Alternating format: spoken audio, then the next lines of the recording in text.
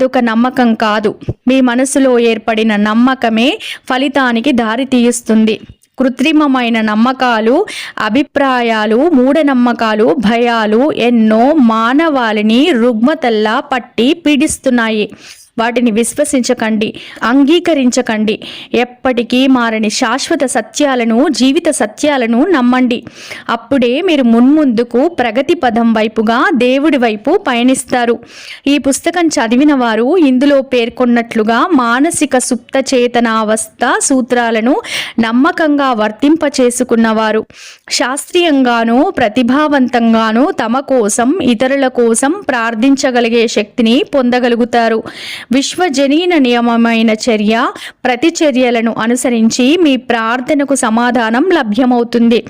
ఆలోచన అన్నదే చర్యకు ప్రారంభంగా ముందుకు నడిపిస్తుంది. మీ సుప్త చేతనావస్థలోని సమాధానమే